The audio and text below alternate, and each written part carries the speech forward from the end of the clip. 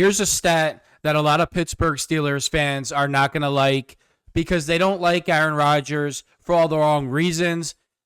Most of the time, it has to do with politics and not football. So here is the stat.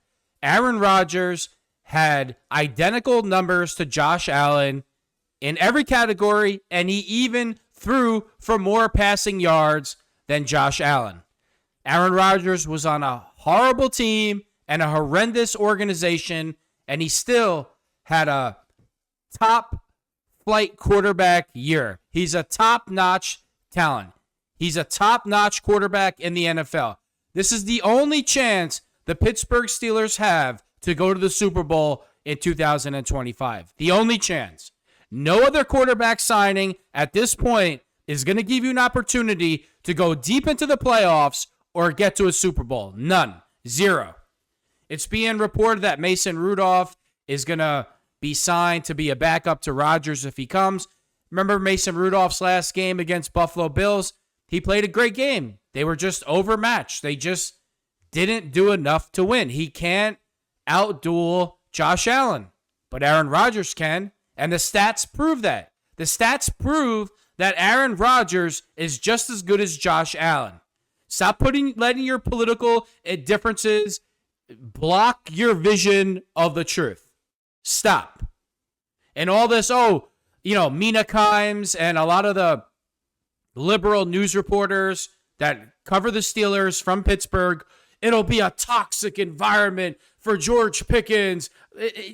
Just shut up. Shut up. It's not going to be a toxic environment. When have you ever heard of Aaron Rodgers being toxic in the locker room? You have never heard that one time. Why? Because the guy goes on the Pat McAfee show and he's anti-COVID shot? So what? So what? He's never came out and said that he's a Trump supporter, but because of the things that he says, you align him with being a Trump supporter.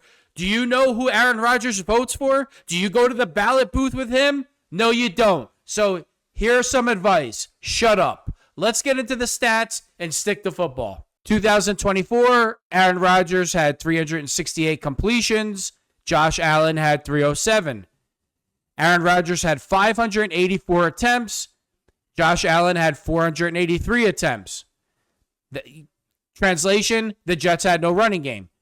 Percentage completion, 63% for Rodgers. For Josh Allen, 63.6%.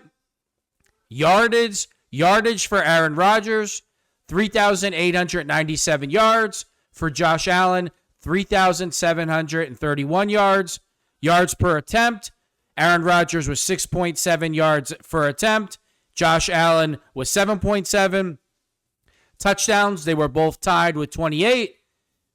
Aaron Rodgers threw 5 more picks, and the reason why he probably threw 5 more picks is because he had 150 more attempts. And in the beginning, when he came to the Jets, they didn't have Devontae Adams. He didn't have receivers on the same page with him. So there were some communication issues. And Aaron Rodgers even expressed that in the media that a lot of the Jets players weren't familiar with their own playbook. So what is the liberal nut jobs in Pittsburgh who cover the team? Who are they going to blame? Aaron Rodgers. You're just showing your liberalism right there by blaming somebody else for another person's behavior. But that's a different video on a different show. I'm not going to get into the running. We all know that Aaron Rodgers doesn't run. So fantasy points, 17 games, fantasy points. Rodgers had 268. Josh Allen had 385.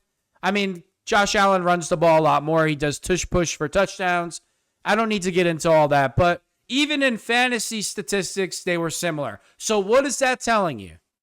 It's telling you that Aaron Rodgers can still play. He still has a rocket for an arm, a flick of the wrist. He can come in right away and be a bridge to next year's draft. A bridge to Sam Levitt. That's what Aaron Rodgers brings. He can give you another good 2 years. If the Pittsburgh Steelers don't sign Aaron Rodgers and they have to bring back Russell Wilson, the season will be over before it even started. And it's not, the Steelers didn't do any, the The only thing that I could say that the Steelers did wrong that I don't understand for the life of me, you signed this Malik Harrison, and that money could have went to, Justin Fields or Aaron Rodgers, the quarterback that you really wanted. Did you really need to sign Malik Harrison from the Ravens and pay him more than Elandon Roberts? I don't get that. I don't understand that logic because Malik is not even really a starter. Anytime Elandon Roberts got on the field, if you needed a big play on 3rd and 1, 4th and 1, he always made the play. Not only did he make the play, it was usually for a loss.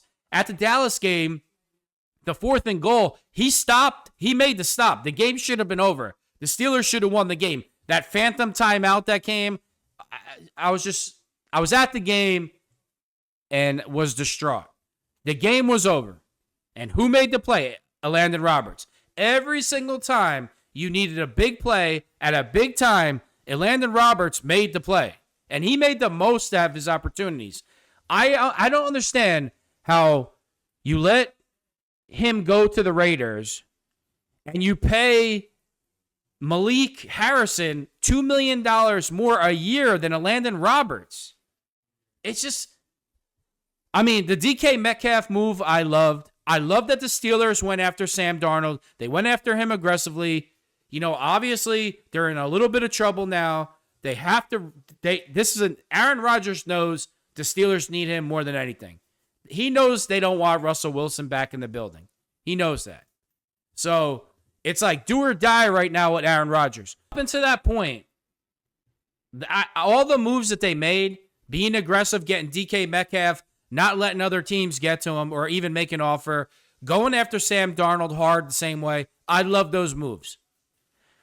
I don't know who they're going to bring in to replace Najee, but Najee did not sign for a lot of money. See, I don't understand the Najee Harris deal either. The Steelers let Najee Harris walk out the door for basically nothing. Najee Harris got a 1-year deal with the Chargers up to $9 million. He's not guaranteed $9 million. He's guaranteed $5 million, but with incentives, he can get $9 million. The Steelers could have signed Najee Harris for $5 million a year. So I don't understand how you think a guy that rushed for over 1,000 yards in all 4 years with a terrible quarterback, a new offensive line, no threats to the defense whatsoever. Russell Wilson's not a threat to the defense. It's easier to stop the run, and Najee was super productive in a bad offense. I don't get how you just let him walk out the door and the Steelers are just automatically assuming no matter what running back they sign over Najee is going to be more productive. Now, I know Jaylen Warren has been retained. He only rushed for 500 yards, 800 yards last year, a little bit injured going into the year, whatever. But if you're going to have a two-back system, I don't see how you can just automatically think whoever you bring in for Najee Harris is going to be more productive. Like when you see the contract that Najee got, he could have easily been back as a Steeler. Now, that might have been Najee's choice to leave, but if it wasn't Najee's choice, I don't understand that move, and I definitely do not understand whatsoever or like the Elandon Roberts letting him walk out the door. He was a really good player and made the most out of his opportunities. I know Holcomb, and we keep hearing about the age. He's 31, he's 30.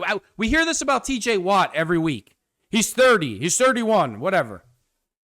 Being 30 in today's NFL is not being 30 in the NFL in 1990. First of all, these guys take much better care of their bodies. They do a lot more things to stay in shape. They have better medical care. You name it, across the board, nutrition, everything is better.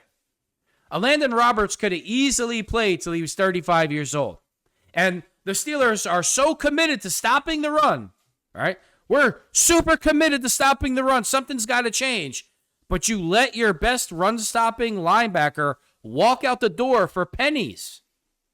So we were doing great. The DK Metcalf, Sam Darnold, that didn't work out. I liked all the decisions. But then these decisions, the nuts and bolts of the team, some of these decisions don't make sense or are irrational, especially when you look at the contract numbers. So I'm asking all the Steelers fans. I mean, you can't ask the liberal media anything because they wouldn't tell the truth if it slapped them across the face. Stop with all the anti-Aaron Rodgers rhetoric. We know why you don't like him, and it has nothing to do with football. Stick to football. He gives the Pittsburgh Steelers the best chance to win and get to the Super Bowl.